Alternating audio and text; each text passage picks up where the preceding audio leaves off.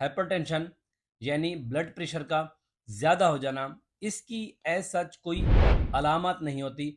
हमारे इर्द गिर्द ऐसे बहुत सारे लोग मौजूद हैं जिनमें ब्लड प्रेशर होता है, लेकिन उनको पता नहीं होता क्योंकि ये आपके अंदर अलामत नहीं दे रहा होता। इसी तरीके से इस बीमारी को साइलेंट किलर कहा जाता है, क्योंकि ये बीमारी आपकी जान ले सकती है, आपको दिल का दौरा करवा सकती है, इवन कि आपको ये फालिज भी करवा सकती है, बगैर कोई अलामत दिए हुए, बगैर कोई अलामत शो किए हुए। अगर ब्लड प्रेशर के कॉन्सेप्ट को समझें तो बिल्कुल ऐसे है जिस तरह किसी ट्यूब के अंदर पानी का प्रेशर मौजूद होता है, इसी तरीके से हमारी नसों के अंदर जो खून का प्रेशर होता है, जो खून उनकी वॉल्स के ऊपर वो प्रेशर लगा रहा होता है, उसको ब्लड प्रेशर कहते हैं। ब्लड प्रेशर के कुछ रिस्क फैक्टर होते हैं, कुछ ऐसी चीज़ें होती हैं जिनकी वजह से आपको आगे चल के ब्लड प्रेशर हो सकता है, जिनको रिस्क फैक्टर कहते हैं। अगर ब्लड प्रेशर के रिस्क फैक्टर की बात करें, मतलब ऐसे फैक्टर जिसकी वजह से आपको ब्लड प्रेशर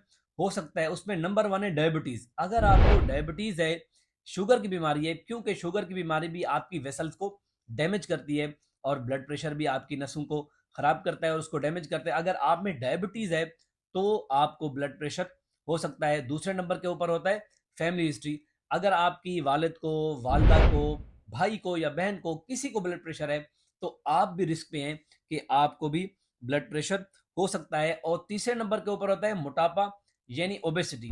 जैसा कि ये कहा गया है कि मोटापा हर बीमारी की जड़ है, बिल्कुल ऐसे ही अगर आपको मोटापा होता है, ओबेसिटी होती है, आपका वजन ज़्यादा होता है, तो आपके अंदर कोलेस्ट्रॉल की मिकदार भी बढ़ी हुई होती है। जब आपके कोलेस्ट्रॉल की मिकदार बढ़ती है तो आपकी जो वेसल्स हैं वो किसी हद तक ब्लॉक हो जाती हैं, रुक जाती हैं। बिल्कुल वैसे ही जिस तरह अगर ट्यूब के अंदर पानी आ रहा होता है और आप उसका आधा हिस्सा खोलेंगे तो वो प्रेशर के साथ आ जाएगा, बिल्कुल ऐसे ही जब कोलेस्ट्रॉल हमारी नसों के अंदर आ जाता है तो जो प्रेशर होता है ब्लड का वो बढ़ जाता है और इसी तरीके से आप ब्लड प्रेशर का शिकार हो जाते हैं। चौथे नंबर के ऊपर होता है सेडेंटरी लाइफस्टाइल। अगर आपकी लाइफस्टाइल ऐसी है कि आपका ऑफिस का काम है, बैठने का काम है, फिजिकल एक्टिविटी नहीं है, वॉक नहीं है, तब भी आप ब्लड प्रेशर का शिकार हो सकते हैं। और चौथे नंबर के ऊपर होता है स्मोकिंग या वेप का इस्तेमाल करना।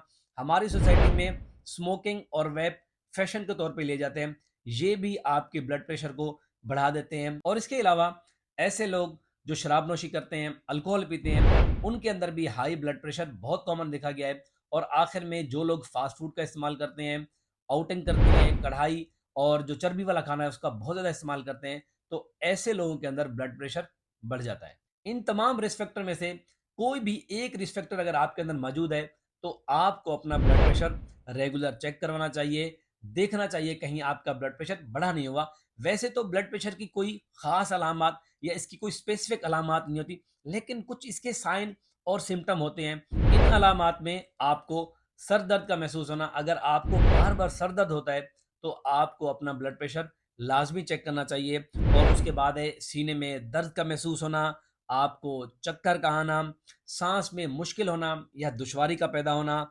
आपको उल्टी वाली कैफियत का होना या उल्टी का महसूस होना, आंखों के सामने आपको कोई धुंध छा जाना या आपको बार बार चक्कर आना और उसके साथ साथ आपको कंफ्यूज रहना, परेशान रहना। अगर आप में इस तरह की अलामत आती हैं तो लाजमी है आप अपना ब्लड प्रेशर चेक करवाएं और रेगुलर चेक करवाते रहें। कुछ ऐसी चीज़ें, कुछ ऐसी अलामत है ब्लड प्रेशर की जो डायरेक्ट अलामत दिए हुए आपको कॉम्प्लिकेशन की तरफ ले जाते हैं। जिस तरह के आपको खुदा न खास्ता दिल का दौरा पड़ सकता है, आपको स्ट्रोक या फालिज करवा सकता है। ब्लड प्रेशर आपके गुर्दों को बुरी तरीके से मुतासर करता है।